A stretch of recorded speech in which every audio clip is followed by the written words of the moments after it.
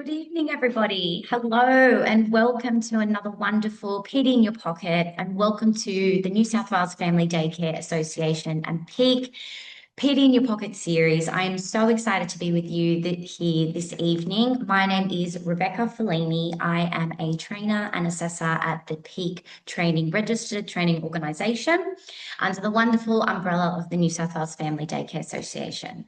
I have been in early childhood sector for 12 years, and I have been a trainer and assessor for 2.5 years.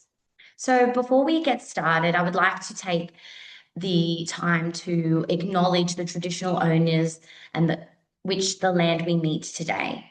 I know we are all on many different lands with many different traditions, but I'm currently presenting from the land of the Gadigal people.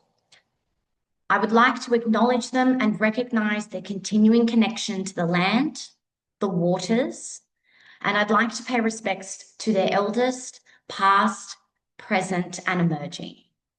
I'd like to acknowledge that the Aboriginal families that we have cared for educated the children on this land for tens and thousands of years.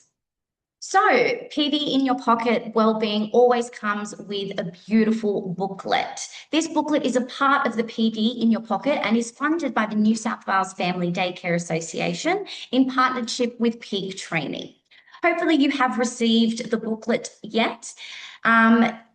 You were sent a link in your email if you registered before today. If you didn't receive it, you can find the link on the screen if you are watching this presentation. And if you are listening to it as a podcast, the link is www.nswfdc.org.au/PD in your pocket. So you may remember we asked some questions when you registered for this session. This is what we learnt from you. So it's fantastic to see that 53% of you describe your current well-being as an educator as good, as 37% of you describe it as very good. Sadly, 9% of you describe it as fair, and 1% of you, our well-being is challenged and you may need some support. It's really encouraging to see that 54% of you describe the overall well-being of the children in your care as genuinely positive, which is amazing. And 37% of you describe it as very strong. For 9% of you, it varies from day to day. And the less than 1% of you describe it is concerning. So it's very impressive to see that 44% of you intentionally include wellbeing strategies in your program. 33% of you do several times a week. 19% of you do this occasionally, and 2% of you do this rarely. And 2% of you don't do it yet, but would love to start. And it's also really interesting to see that 39% of you are most interested in exploring children's emotional regulation. 23% of you are interested in exploring and building resilience in mixed age groups. And for 17% of you, it's stress and self-care. And 12% of you is creating calm and predictable routines. And for 9 of you, there are areas that are most interested in exploring partnerships with families about well-being. So I welcome you all this evening to a wonderful webinar all about family daycare with wellbeing. And welcome. And before we dive into any details, I want to take a moment to walk you through what we are going to be covering this evening. This will give you a clear roadmap of the key areas we'll focus together. First, we will explore what wellbeing really means and why it matters. It's not just a concept, but it's a crucial foundation for healthy and balanced lives. We'll discuss how well-being influences everything from how we feel to how we perform, in our personal and professional lives, and why it's essential to prioritize it in your work and daily routines. Next, we will shift our focus to how we can actively support well-being. And this includes three important groups: ourselves as educators, and to the children we care for, and the beautiful families we engage with daily. We'll talk about the practical strategies and approaches that can help foster well-being across these different areas, recognizing the interconnectedness between all of us. Following that, we will look at the important ways of well-being to our legal and ethical obligations, and this helps us understand how well-being isn't just nice to have, but it's a fundamental part of the professional standards and regulations that guide our work. We'll explore how these frameworks support well-being and ensure we meet our responsibilities to children and families and our profession. Finally, we'll delve into the role of reflection and available resources in supporting well-being. Reflective practices is a powerful tool that helps us pause and learn and grow, while the right sources can support and provide ongoing assistance when we need. It will discuss how incorporating reflection and using available supports can sustain our well-being over time and helping us maintain resilience and balance. At the end of our time together, you'll not only have a deeper understanding of well-being, but also particular ideas and resources to support well-being in yourself and the children and the families you work with, while aligning with all our professional responsibilities. I'm excited to explore these important topics with you, and I encourage you to take some questions, write down some notes, and share them into the chat and the Q&A box. So, before we begin, let's take a moment to settle ourselves and ground ourselves before we start into this wonderful professional development. So, sitting comfortably. Just beginning with a nice big deep breath, breathing in through the nose and out through the mouth. So eyes open, a soft focus. As you breathe out, you can allow the breath to return to its natural rhythm. But just keep the eyes open for a moment. Just focusing in on one particular object within your field of vision. Not staring at it too intently, still aware of the space around you. But just gently focusing on that one object. And then just slowly zooming back out again as you blink a few times with the eyes.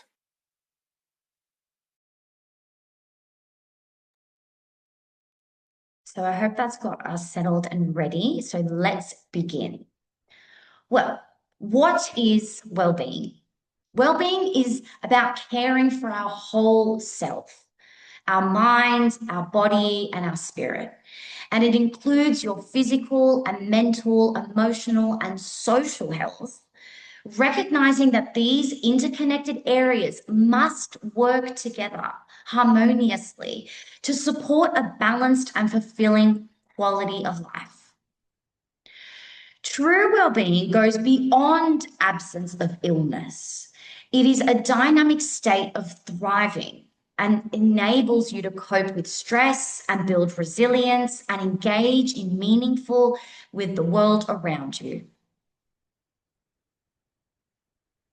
Well-being is an ongoing intentional practice that requires you to stay attuned to your needs and make conscious, healthy choices that nurture your overall health. It involves not only managing challenges as they arise, but also proactively refilling your tank, as we say, taking the time to reset and self-care and connection between your energy is not going to deplete. This proactive approach helps prevent burnout and support sustainable well-being over time. When you prioritize your own well-being, you naturally model positive behaviors and self-care strategies that children can learn from and take on board as their own beautiful habits. You help create a supportive environment where children feel safe and valued and empowered to develop their own lifelong habits for health, resilience, and success. Ultimately, well-being becomes a foundation for effective learning, personal growth, and meaningful relationships, benefiting both you and the children in your care.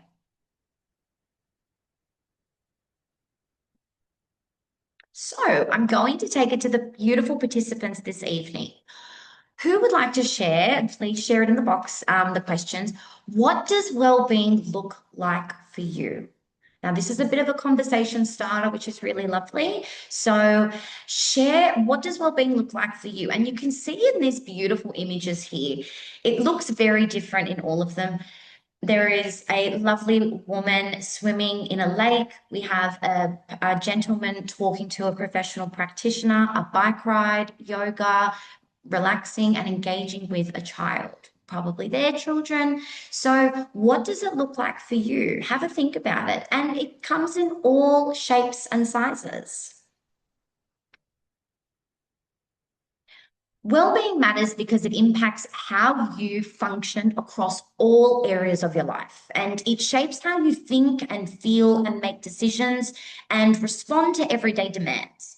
When your well-being is supported, you are better equipped to cope with pressure, maintain focus, and approach challenges with clarity and, my favorite word, balance. Strong well-being supports your emotional regulation and resilience. It allows you to recognize your emotions and understand you are experiencing and what you're experiencing, and respond rather than react. When your well-being is compromised, stress can build up quickly, emotions may be very overwhelming, and even small challenges can seem unmanageable. Supporting your well-being helps create emotional stability and the ability to recover from setbacks. Your well-being is closely linked to your physical health and in energy levels. When you're feeling mentally and emotionally supported, you are more likely to look after your body and maintain healthy routines. And listen to early signs of fatigue and stress. This connection between the mind and the body is essential for sustaining performance and avoiding long-term exhaustion or burnout. Well-being also plays a vital role in your relationships when you feel you are more present and patient and empathetic in your reactions and interactions with others. This strengthens communication, trust, and connection, and supports a sense of belonging both personally and professionally. Importantly, well-being is about sustainability. It's important to support you continuing to function effectively over time without compromising your health or sense of purpose.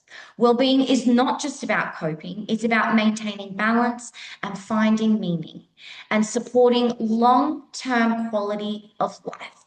Without well-being, it becomes difficult for you to thrive and stay engaged or feel fulfilled. So this is why we have that well-being does matter. And you can see these beautiful points here on our page. So now we're going to focus on, when we talk about well-being in family daycare, you're not only talking about the children, you are talking about shared well-being. This includes you as the educator and the children in your care and the families you work with.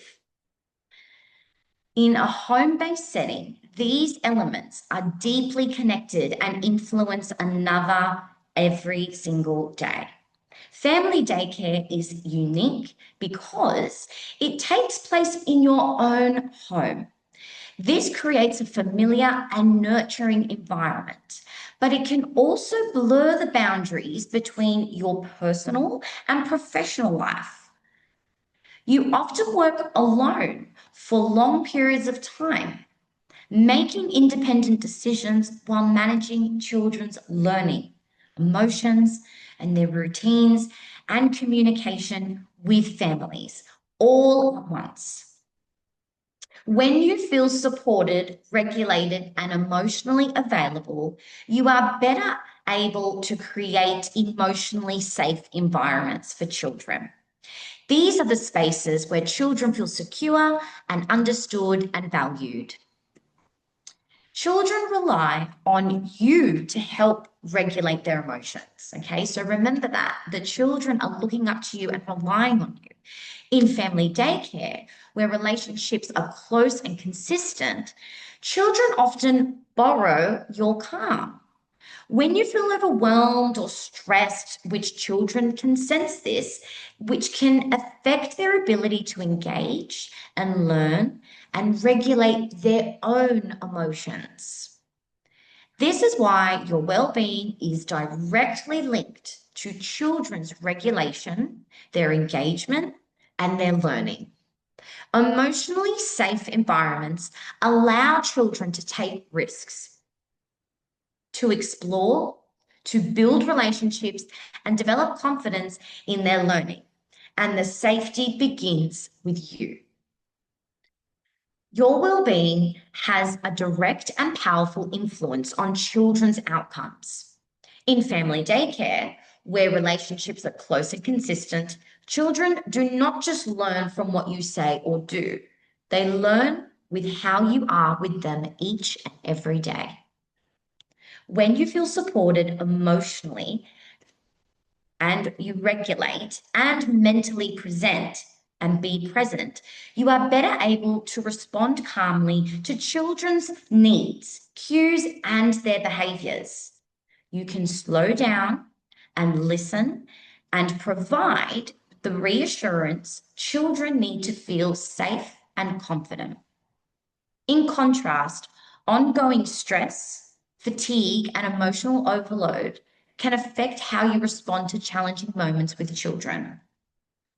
This does not mean that you are skilled or committed, are not skilled or committed. It highlights the emotional demands of your role and why well-being support is so important. Children depend on you for co-regulation. They look at you and to help them understand and manage big feelings such as frustration, anxiety, or even excitement.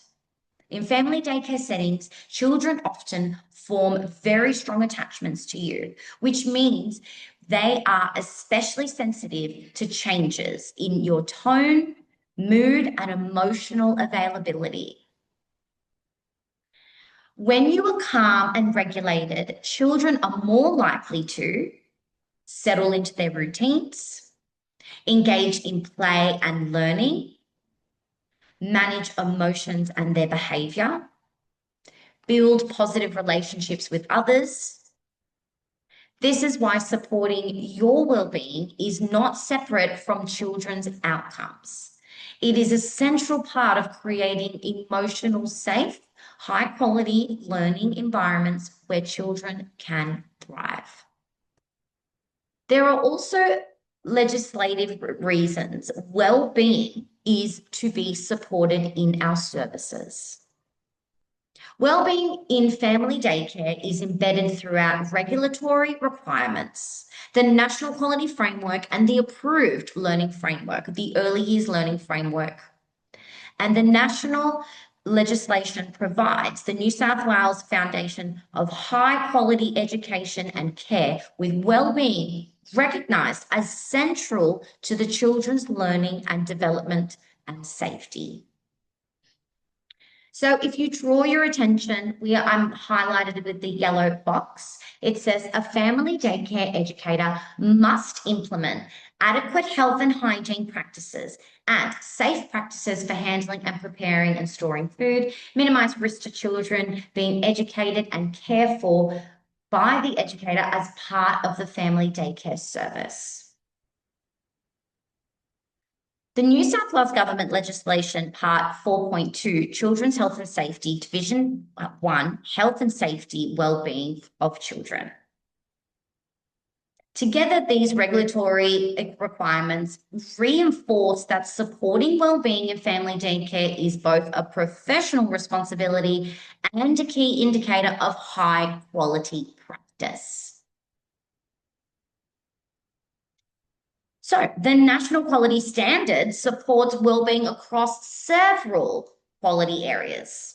We have Quality Area 2, which focuses on children's health and safety, which includes supporting children's physical and emotional well-being through safe environments, routines, and practices. And in family daycare, this is more looking like calm spaces, predictable routines, and responsive supervision within the home. Quality Area 2.1, Element 2.1.1 is under Quality Standard 2, Children's Health and Safety, that sets a standard all educators to provide high quality care to each and every child. And then we go into Quality Area 5, which highlights the importance of secure, respectful, and reciprocal relationships. Strong relationships are essential for children to feel safe and supported and being able to express their emotions, all of which underpin well-being in family daycare settings.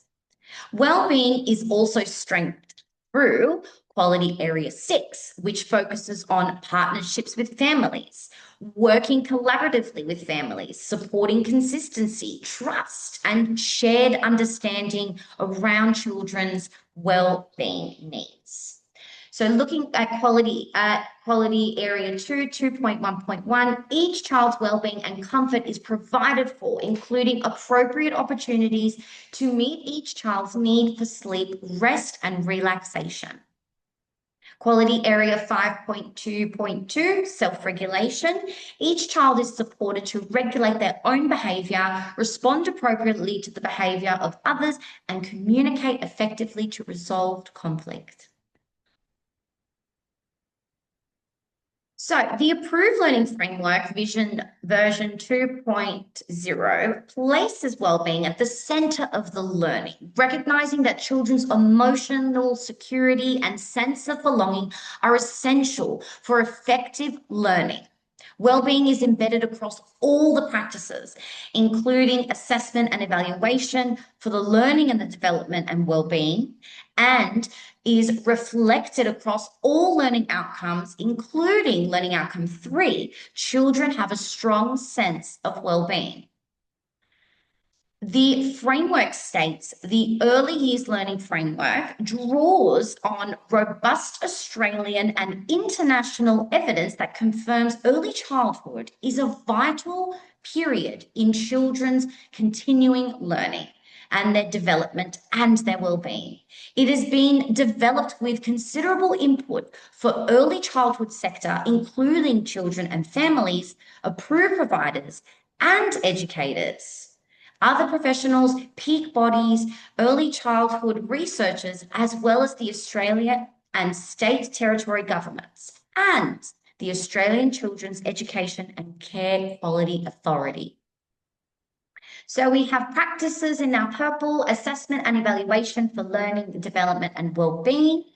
And then in our learning outcomes, of course, number 3, children have a strong sense of well-being. Supporting children's well-being. It involves helping children recognise and understand the development and the skills to manage their own well-being over time. You support this most effectively throughout play-based learning and intentional practices. This means being professional in the experience you plan for children as well as being spontaneous in moments throughout the day. It also means being consistent in your strategies and creating safe, nurturing learning environments, and respond to each child's individual interests and emotional states. The way you communicate with children during emotional moments, it is so critical. Using supporting and validating language, such as, I can see that you're feeling very upset right now. Can you help me understand why? Helps children feel seen, heard, and emotionally safe. This approach supports the development of emotional literacy while strengthening trusting, secure relationships. By embedding these practices consistently and respectfully to support children to develop lifelong well-being skills in ways that feel natural, supportive, and meaningful within the family daycare environment. Teaching children simple breathing techniques is powerful. It is a very, very beautiful and powerful practice to implement into your services. For example, my absolute favorite is flower and candle deep breathing. I always gather the children and I always imagine and spontaneously say, okay, everybody, let's now pick the flower from the ground. And I usually say, what's your flower color? If you know what flower, let me know. What's your flower? What's the color? And now we smell the flower with our nose and we blow out the candle with our lip. This is something that I'd like to do with the children that I previously did in my practices. It would help them regulate these emotions, calm down, especially before a group time. If that was on, if we did have a group time, we would do it beforehand, or if the children were getting ready for their rest, it was something to just bring them in, take them down, calm them down. And so I invite you all to try with me now. Pick a flower. Tell me, is it pink? Is it a rose? Is it a lily? What's your favorite? And now we're going to breathe in through the nose and blow the candle with your lip. Always works. Another powerful one, yoga and mindful movement. You can include this in your program by allocating a time in the day like rest or introducing at spontaneous times when the energies are high and because usually in the afternoons in previous times, we would find from 3 to 5 be a very high energy time. The children knew they were going home. They knew their parents were coming. So we would find that there might have been a little bit more incidences. So what we did is we used yoga mats and cut them into half to make smaller yoga mats. We would lay them out in a really big circle. I'd put a speaker with me, and then I just saw whoever was welcome to come, you are more than welcome to. And as each child came to sit down, one by one, before we knew it, we had a beautiful, big, calming yoga meditation space right before parent pickup, which was really nice for the parents to come and see. And also some of them even maybe started including themselves, and a few of them would sit down, maybe do some breath with their children and say hello. So it was a lovely transition from high energy, big play, going from calming, welcoming our parents, saying hello, reuniting with their child, and then leaving the service. There are many ways to practice this. So as an example, we can invite, there is a beautiful way, which is a balloon inflate for your breath. So this is another one like the flower and the candle. So it's quite similar. And what you do, you invite the children to stand tall like the children in the image here, with feet on the floor and hands on their tummy. Slowly breathe in your nose and raise your arms as high. Inflate your balloon, pause, and then slowly breathe out. And D, your balloon. This is wonderful. You can do this about 3 to 5 times, which is wonderful. And the children really feel regulated and calm after.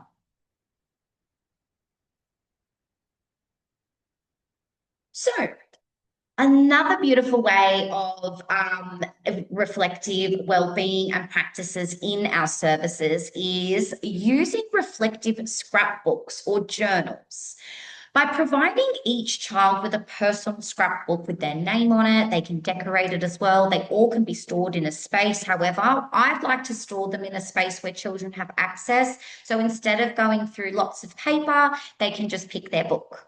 By providing each child with a personal scrapbook, you give them the opportunity to draw and decorate and cut and paste freely as a way of expressing their thoughts and feelings. This encourages reflection, emotional exploration, and self expression, while also supporting sustainable practices by reducing the use of large amounts of paper. Over time, journaling helps children build self awareness, emotional understanding, and resilience. Create a permanent creative space with drawing and collage materials where children can really express their feelings through art any time of the day. Children can use their autonomy to guide their own expression, and you can support them with discussions about emotions. So, for example, today I feel excited. I feel it in my tummy, like butterflies. I like to cuddle a blanket or read a book or talk to a safe person to help me. You might also like to scribe the way the children's words if they want to. Over time, your children will learn to recognize emotions and reflect on how they can self regulate. By consistency, gentle, and respectful implementation, well-being strategies into your rhythm of the day, you're nurturing children's lifelong well-being, their skills in ways that feel natural and meaningful and deeply supportive.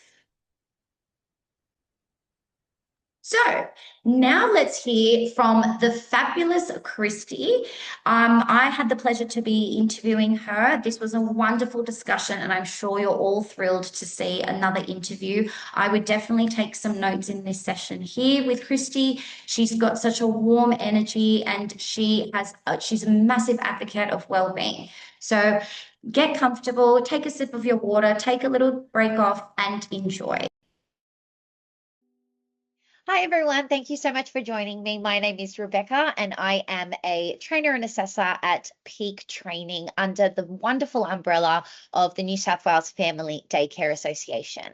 And today I have the absolute pleasure of interviewing Christy. I say hi, Christy.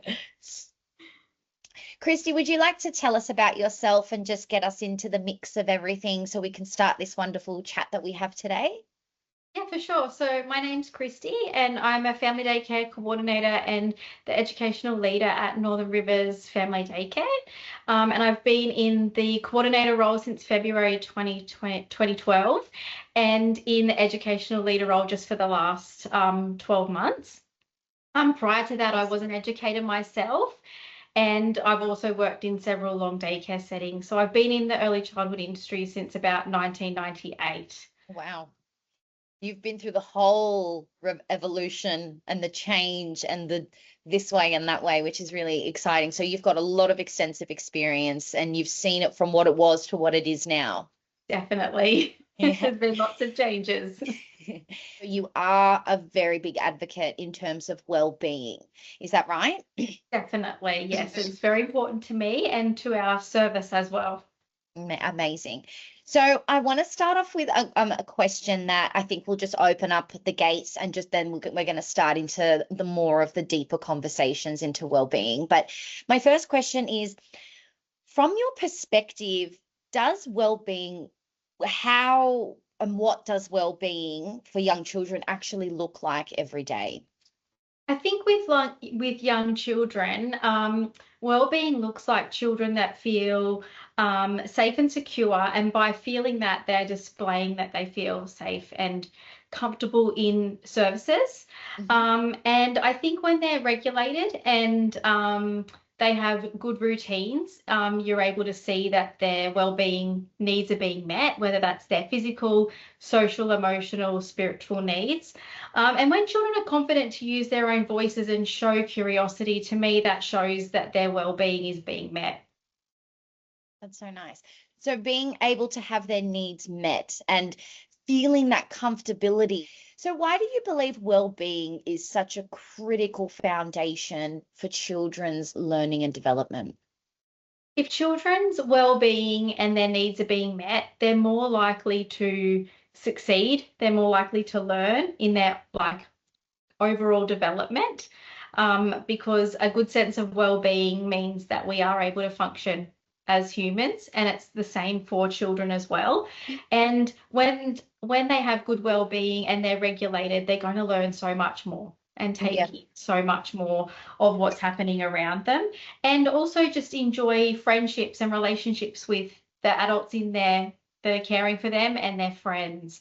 So I think if they have all those needs met, it just helps their development. It's like critical to their development. If those needs and that well-being's not being met, then their development's going to be impacted. Thank you. It's like, I mean, it's the same as us, isn't it? We have these needs that need to be met, and we need to practice well-being every day to be able to function properly and move and, you know, make big decisions. And I think what happens is people sometimes underestimate that that is such an critical part for a child's development as well. You know, if we had well-being imprinted in us from such an early age, imagine the skills and the decisions and the calmness and the mindfulness that we would have every day naturally as an adult. Yeah, 100%. And I think that well-being is more important than whether they know their colors or can write their name. It's got to come first, because the rest will follow if their well-being's being met and they have good personal well-being. That's absolutely correct. It's the proper foundation of it. And then, as you said, things just start to fall into place, and then learning comes naturally. They're excited about their learning. They don't feel like they're pressured in doing something. So that's lovely. Thank you. Exactly. So in terms of if a child is struggling, so let's just say that what are the early signs to recognize if a child is actually struggling with their well-being or emotional regulation? Yeah, so obviously the first one is their emotional regulation, and they may be unable to regulate their emotions. So that's often a key. They might have big reactions and big emotions, or they might be really clingy and overly emotional or withdrawn. They may lash out at others or at their adults. And they may even have changes in their sleeping and eating habits as well. So some of those are kind of signs that something's not right, and it might not always be to do with their well-being, but it also might be an indicator that something more is happening. Yeah. Can you, Christy, do you want to maybe, if you can, off the top of your head, give me an example if you've had a child in your care that has been struggling with their well-being, and what was it? How did you and your team support that child and to deliver their needs and to be able to let them grow and move forward?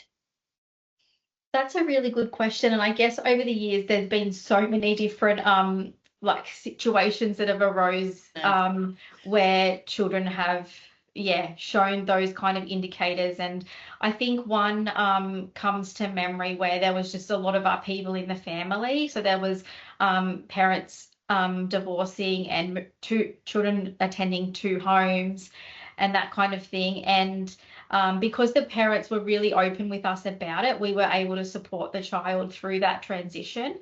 But that doesn't always happen. Sometimes families are a bit closed off and not happy to share that. So we were really lucky that they did, and we were able to support that child by having open discussions and reading books about two homes and that kind of thing. And because the family were on board and we were on board, it didn't probably last as long as we thought it would with this little one, because I think the key was having everyone being so consistent to help and support this child. So I think that's one that stands out the most. Amazing. Thank you so much. So, what would you say? How can we implement strategies in our daily practices for all educators out there, whether you're a trainee, whether you are a director or you're an educator assistant, how can we as educators with such big responsibilities and such a non-stop on the go job, how do we just pause and take that moment to implement the well-being for us and the children? I think we're really good at doing that as educators anyway, because we do often, in no matter what service you're in, have a pretty good, consistent and predictable routine, which helps children feel safe. And when children feel safe, they, their well-being is being cared for. But it's also looking at transition times and assisting children through transition times. And it's really hard sometimes, but trying to have a calm environment. And it doesn't always mean calm when it comes to the children, because sometimes they're loud and excited and having fun, but it could be just the furnishings that you have and how much you have on your walls, that kind of thing, that definitely helps. And then having emotionally regulated educators is really important, and it is a really tough job, and our emotions are being torn in all different directions all day. But if we work on ourselves and our own emotional regulation, that rubs off on the children as well. So that is one way. And I think if you have a good team around you, it's trickier in family daycare because often you're the only educator.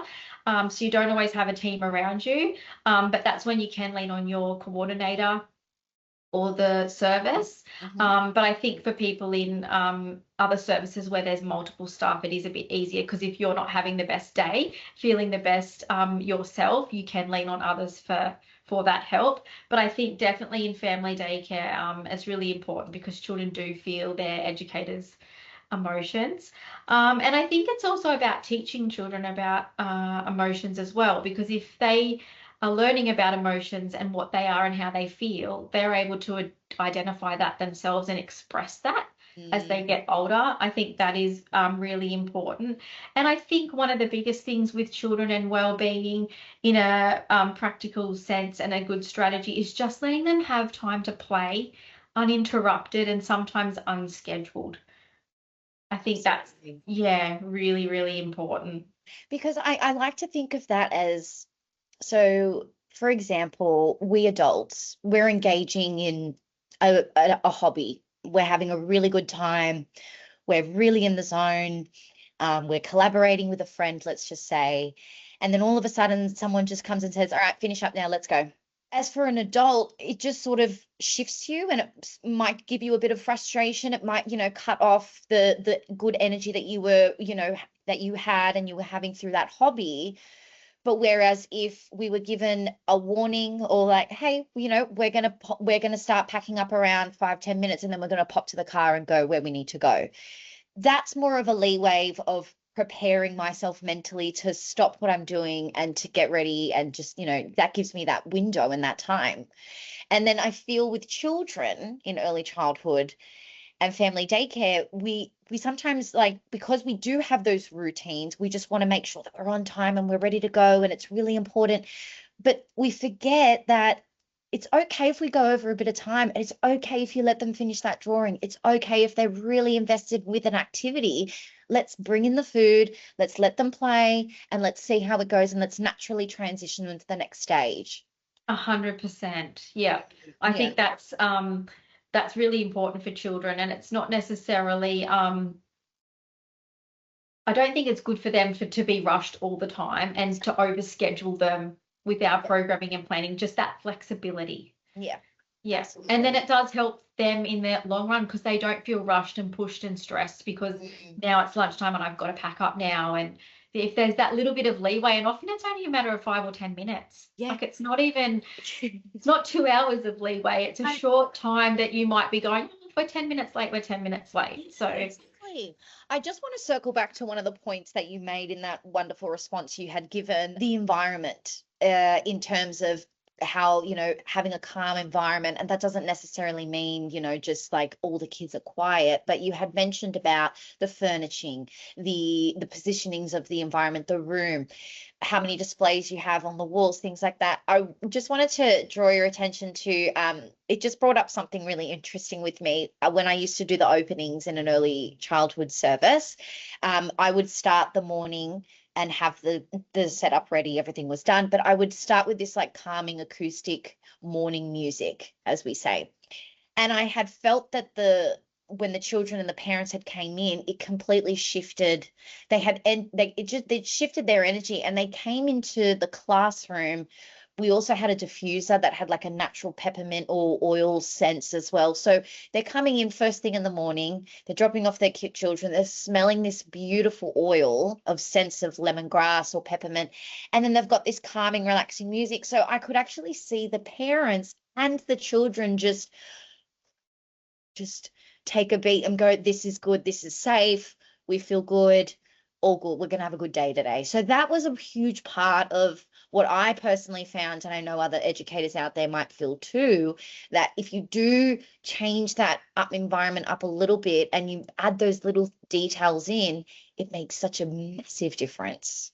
Exactly. It's always like the little touches sometimes. It doesn't have to be that you switch everything around completely. It can be just adding in that bit of music or that essential oil, definitely. And I think what you said too about the parents, often mornings are busy and parents are rushing to get to childcare or family daycare and dropping the children off, and the children pick up on that. Yep. So I think it's really special if not only do the children walk in and feel calm, but the parents do as well. So it helps everyone get off on a good day. Yeah, I agree completely.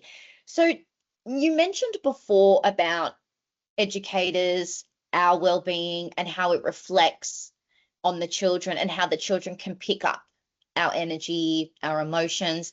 So how does an educator's own well-being influence the children in that way? So can you give me maybe some examples, or like just explain how important it is for us as educators to really take care of ourselves for the children, for well-being? Yeah, well, I think just from my observations over the years, children just have some kind of innate attunement to their caregivers, whether that be educators or parents. And they're really good at picking up on our vibes, whether we're intentional or not, on how we're feeling. They just seem to be really in tune. And obviously, we're going to have moments of stress and overwhelm as educators. That is like just a given. Yeah. But I think what matters is how we manage that and address that. And I think if adults are regulated, it does flow onto the children to being regulated. And I think it comes down to educators sometimes, when you're in that moment of feeling really stressed or overwhelmed, just sitting down and being with the children in the present moment, because often our mind's racing, but children live in the present. They don't live like we do, thinking about the next thing. And sometimes, honestly, just sitting down with the children for 5 minutes and being present with them, they enjoy it. And then it can kind of help regulate us again. So I think, yeah, that's really important to take those moments, especially in family daycare, because you don't always get a lunch break or even a toilet break sometimes because you're on your own. But you can take micro moments when you're feeling a little bit unregulated or stressed or overwhelmed to help bring yourself back into a more regulated state, if that makes sense. So it can be sitting with the children. One thing we used to do, and this was years ago, and it was back when I was in a centre, we had 20 preschoolers, but it would work beautifully in family daycare, as the afternoons used to be really hectic and we all found we were getting stressed and anxious and the children were heightened. We honestly used to put on one song, and I remember the song was like Hands by Jewel. It was really random, but we put it on and all the children learnt they had to lay down and look at the ceiling for that song.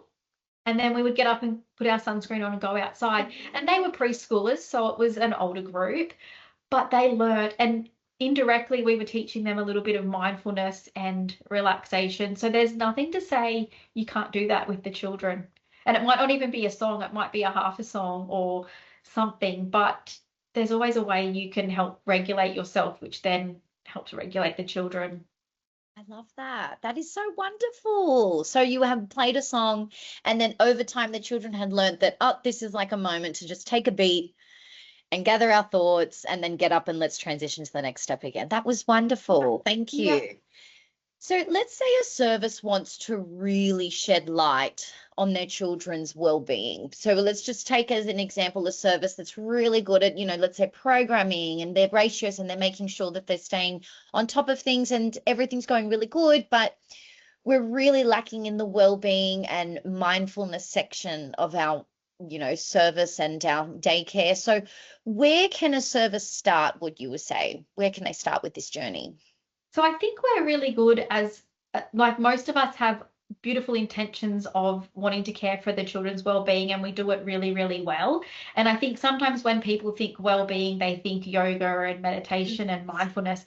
But sometimes I think it's also having a deeper look at what the children are experiencing in their emotions. So often when we're doing observations and we're watching the children, we're thinking, what hand are they using? What grip are they using? Do they know their colors? But we often don't take a deeper look into what the children are experiencing and what they might be feeling throughout the day. And I think that is one way we can incorporate it, because if we're looking at children's feelings and emotions and what they're experiencing, we kind of see it on a different level. We're not just seeing learning, we're seeing actually their well-being. And I think putting that visible in documentation as well. So some of our observations can be about things that happen with children, their feelings and their emotions, or even their experiences. Sometimes children will come up and say, I really liked that we did that today. And it's thinking about it on a deeper level, going, well, I wonder why they liked it, and just looking that little bit further. Yeah, I think that's probably somewhere where services could start, is just having more of a focus on the programming and the planning, but in a well-being sense. Okay, beautiful. Thank you. And how can we involve our families and the community? So obviously our attention and all of our energy, we want to make sure the children are healthy and happy and safe, but we do also take care of the families and within our community. So how do we jump on board and incorporate that family and community into this well-being and mindfulness part of our service? I think it's really getting to know your families and spending a lot of time getting to know them, which in family daycare we do really, really well, because it's such a smaller and more intimate setting. But I think it's through open discussions with your families, that's where you're going to be able to involve them the most. And it's talking about, the comfort items that children have, how they've been feeling, what their emotions are like with the family. Sometimes we focus on, did they sleep well? What have they had to eat this morning? But it might be like, have you had a good morning? Has everyone been feeling happy? Or was, talking about emotions a little bit more, and inviting parents to talk to us about changes at home and things that are happening, because sometimes families don't know how much they should share or whether they should share. So giving that invitation to families about, if you share with us, it actually helps us help your child and your family and support you all better. And I think sometimes with families too, using lots of strength-based language and talking about the positives as much as we talk about the negatives, because sometimes when there's things going on with behavior, we can often focus on the negatives, but there are often a lot of strengths and positives that we can focus on as well. And I think it's also talking to families about well-being in general and giving them some resources about well-being in children. It doesn't have to be all the time, but if you come across something about well-being, sharing it with the families. And also with the community aspect, it could be like visiting an aged care home. Because sometimes it's talking about cheering up the elderly people, and it's also teaching the children empathy and care and love, and you're out in the community. Or another thing that I've had an educator do previously too is charity work, where they've actually brought in a big hamper and families have contributed to donating to a charity, and we all feel good doing something nice. So sometimes it's those little things that indirectly involve well-being, if that makes sense. That's wonderful. And thinking outside of the box, because like you said, People usually think yoga, meditation, but really it's about feeling good, how, however that looks. And the nursing home and giving back to the community is an act of kindness. And that genuinely fills your soul with just so much love and just, oh, I want to do this more. I feel so good. I'm so happy. And that reflection with the children just sets themselves up to just be so confident and so strong within themselves. I love that. Definitely. It's always the smallest things. Like our service was flooded in the big 2022 flood, and a lot of services sent us cards that the children had made and just things that they'd said. And it was just the littlest act of service, but the children enjoyed doing that to cheer people up, and we enjoyed receiving it because it cheered us up. So, yeah, well-being is more than just yoga. It can be as simple as a card or a gift to a charity or visiting an aged care home. Really simple stuff. Very simple, and sometimes it's too simple that people forget how simple it can be, Definitely. And I think because we live in such a rushed, busy, quick, fast-paced, space, we forget to just and do tiny little things that can actually bring so much more benefit and joy, not just to ourselves, but to everybody around us. Exactly. And I think the only other thing I forgot to say, and it just came to my mind, is just honoring culture and family values as well, because if you're celebrating families and their family culture, no matter what that is, they feel valued. And then when you feel valued, your well-being is going to be met. You're going to feel good. So that was just another thought that came to my mind. That's beautiful. Thank you. It's so nice. It's beautiful.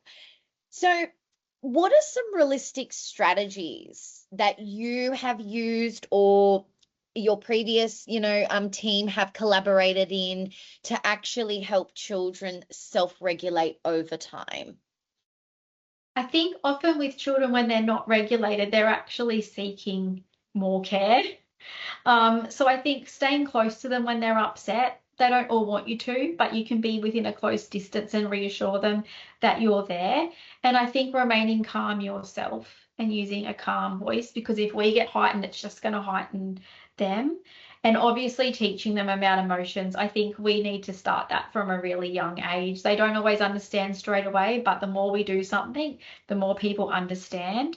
And validating their feelings is really important, because often something that's little to us is a big deal to a little person. Yeah. So I think validating their feelings, because we all want our feelings to be validated as adults as much as we are as children. And I think just being mindful of what we're doing. So if we're role modeling calmness and emotional regulation, they do watch that. And I think that's probably one of the key strategies is, even if you're not feeling calm, but faking it till you make it if you have to. Yeah. And there's also other physical things you can do, like teaching children to take deep breaths, giving them squeezy balls that they can use, dancing your sillies out. Like sometimes it can be as simple as putting on music and being silly, that kind of thing. Or it can be recognizing when a child's overwhelmed and they just need some time alone and creating like a little calm space for them. So once you know the children really well, you kind of know who needs calmness, who might need to shake and dance and move around. So it's, definitely getting to know the children and working what works best for them. And sometimes that's trial and error too. Oh, thank you.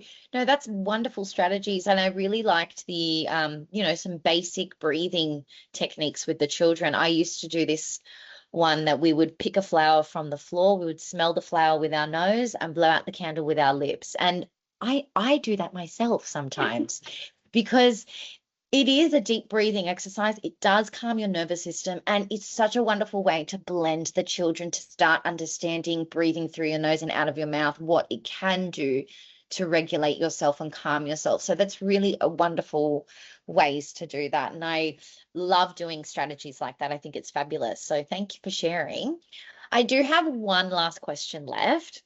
And this is just to wrap up this wonderful time that you've shared with us today and all these excellent information and strategies and experiences that you've been through.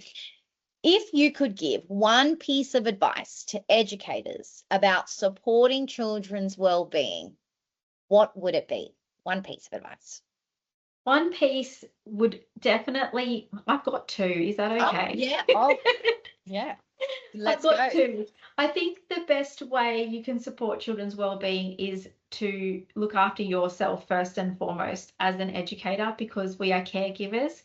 And like they do on planes, you put your emergency equipment on everyone else before you, or before yourself, before you do everyone else. I think it's the same. If you look after yourself first, you're better to look after other children.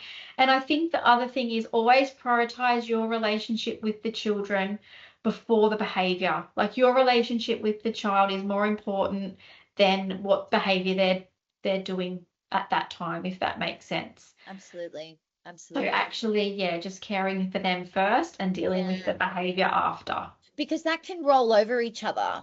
We can have a relationship with the child, and if their behavior is saying otherwise, we can ourselves get really flustered and frustrated, and we're trying to help them. But having that relationship and understanding, I am close with this child. We've built this relationship. They trust me. I trust them. Exactly. And I think just caring for them before, like they might be having a tantrum or hitting somebody, but giving them that care and that empathy to start with, then you can deal with what's happening after. I think sometimes we rush to stop the behavior, but we should be prioritizing that relationship with the child, because once we have that and they feel safe and secure, a lot of the behavior things will stop or ease back because our relationship's really good and they're feeling better within themselves. So I think that's, my two pieces of advice. Thank you. Christy, you are such a blessing to have today. It was so wonderful to share this experience with you, and so thank you very much. Thanks, Rebecca. It was an honor to be here and invited to do this. Thank you, Christy. You have a wonderful afternoon. Thank you. Thank you. You too. So amazing. I hope everybody enjoyed that wonderful interview. I had a lot of fun with Christy. It was so lovely to dig deep and understand more. So I hope everybody was able to take away something from that, take your notes, understand, and open up a little bit more. So now we're going to go and discuss creating emotional safe environments. So an emotionally safe environment also supports children's well-being, learning, and their development. In family daycare, where relationships are close and consistent, children feel secure when they are experiencing predictable routines, calm spaces, and responsive interactions.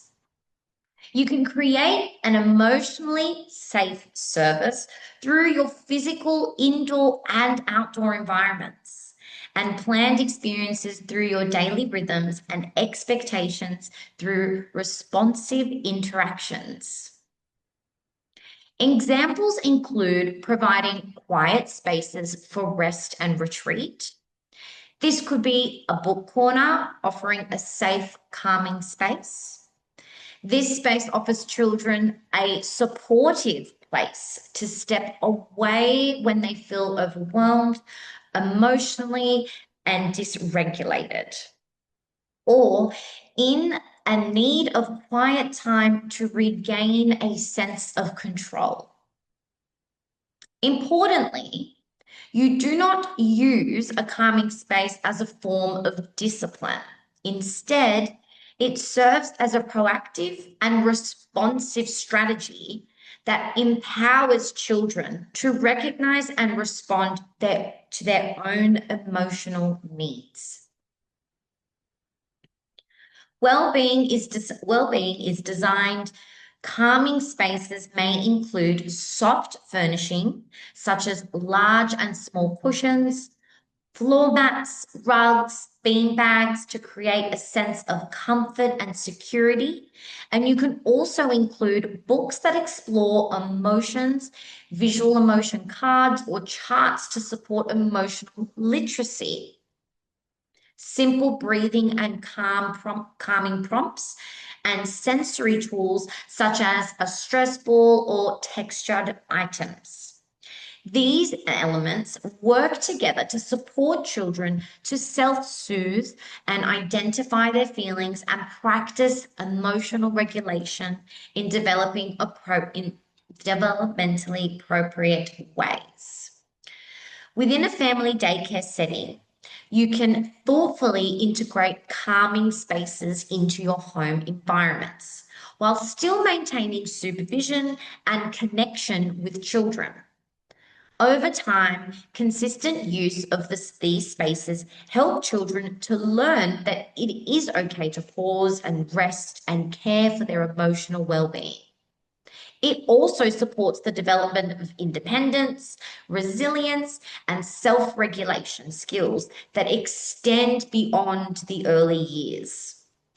By embedding these practices consistently and respectfully into your everyday routines, you support children to develop lifelong wellbeing skills in ways that feel natural and supportive and meaningful within family daycare environment.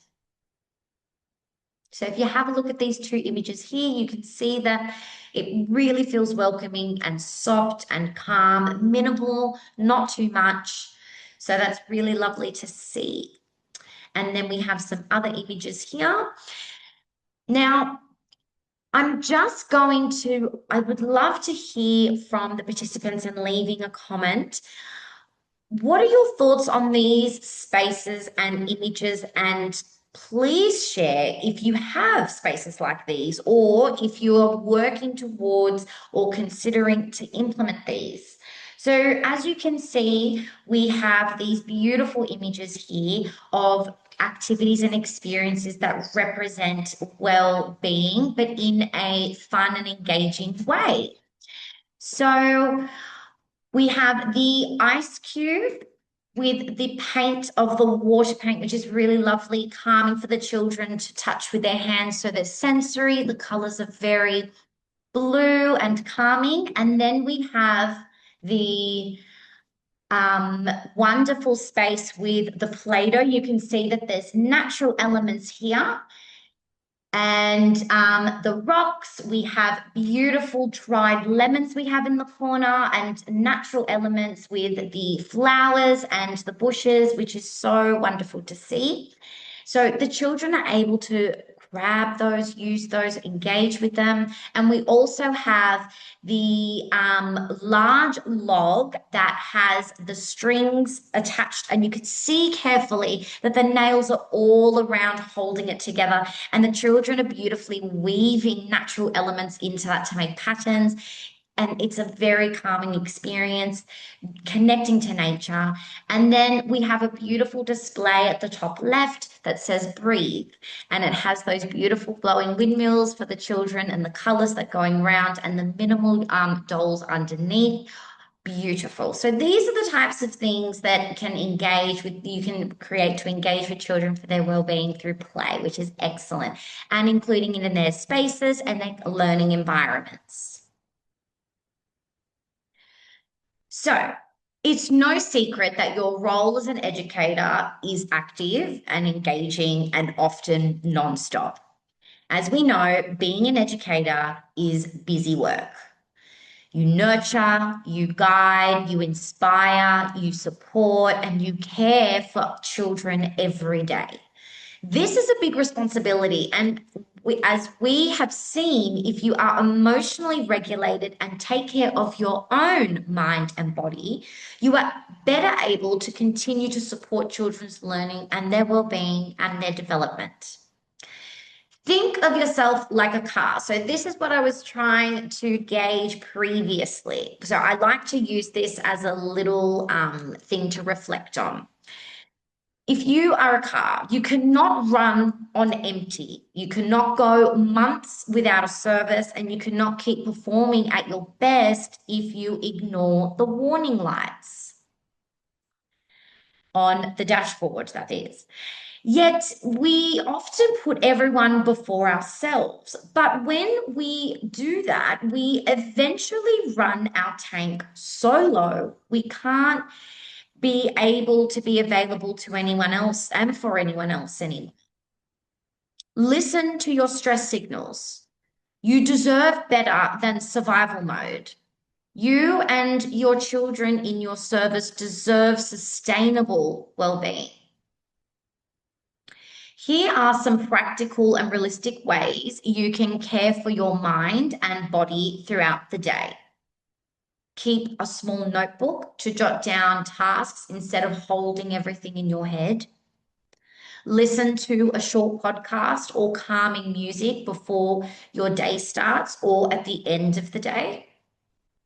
Use a guided meditation app for 3 to 5 minutes outside of your work hours, or include meditation time in with the children at the periods of rest. Stretch your neck and shoulders and back while supervising the children. Stay actively engaged with the children. Playing and interacting supports both supervision and your physical and mental well-being. Keep a water bottle nearby and sip regularly to stay hydrated. Maintain a consistent bedtime routine, even if it is as simple as reading a story, turning the lights down. I always use lavender spray on my pillow before bed, or I even have an oil burner and burn it with a candle. It is so soothing and it puts me straight to sleep. Wear supportive shoes. That is so incredibly important. Everything is connected from our feet and our spine. So we're always on our feet, on our go. So it's really important to always have really good supportive shoes. Alternate between sitting on the floor and using a low stool. That's super important because there's multiple times when I see students and other educators just bending with their back when you should be bending with your knees. So use those chairs that the children use and the stools, and sit and engage with them so you're not straining yourself too much. Lift children with bent knees, not your back. Celebrate the small wins. Display a small photo or a quote in your educator space that inspires you. Join a group chat where you can share challenges and successes. Bring the natural environment into your space and create a calming and inviting environment. When you care for yourself in these small, intentional ways, you are not being selfish. You are being sustainable. You are protecting your energy and your health and your ability to continue showing up for children with presence of patience and purpose. So working in partnerships with families. When working and collaborating with families, it creates a continuing between the children's home and the service, strengthening children's sense of belonging and security and well-being. This foundation supports children to confidently engage in learning and build positive relationships. Through open and ongoing communication, educators build trust with families and gain valuable insights into each child's individual needs, their strengths, and experiences. For example, families may share information about their child's routine, their cultural practices, health needs, or significant changes at home, such as new sibling, a separation, or illness.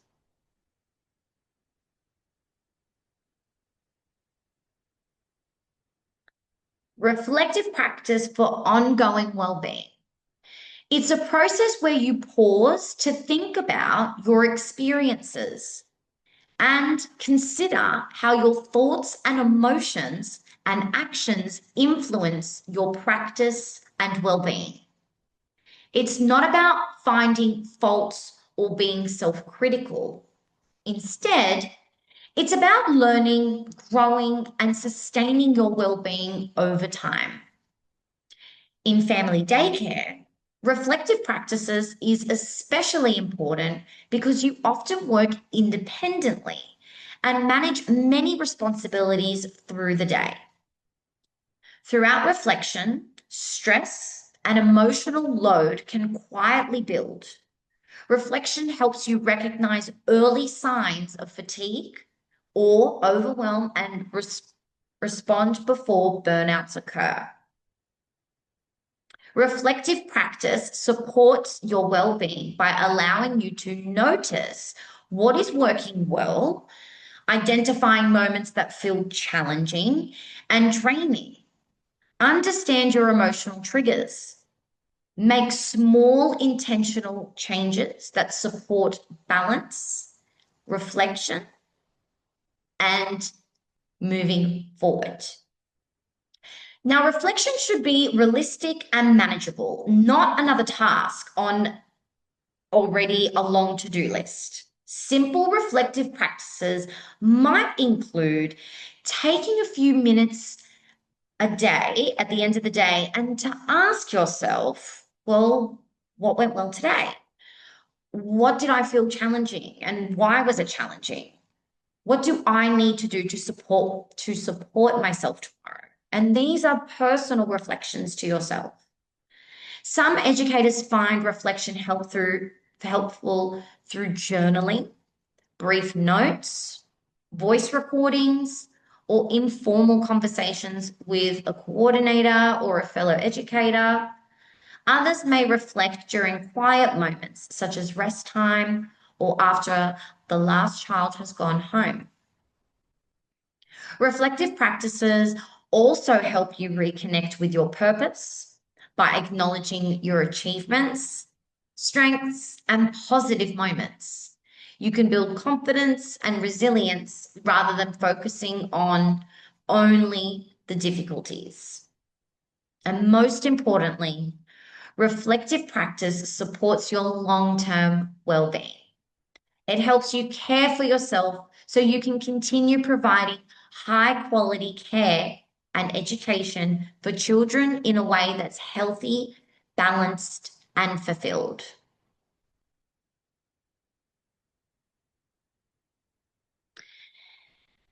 There are multiple resources available to support your own well-being and how to support the well-being of children. There are some shared here. However, take some time to see what else is available. Building your resource toolkit is a great way to have tools available to you to support you in your work as an educator. Just a top tip. Choose resources from trusted organizations that offer evidence-based guidance, practical resources, and clear expectations that are designed to promote well-being, such as ASEQA, the Early Childhood Australia, Headspace, EduTride, Beyond Blue. So I'll just pause and leave this slide up. You are more than welcome to take a quick snap. Please do remember that these resources are all going in the ebook as well. So we have our connections, a resource for early childhood educators about children's wellbeing.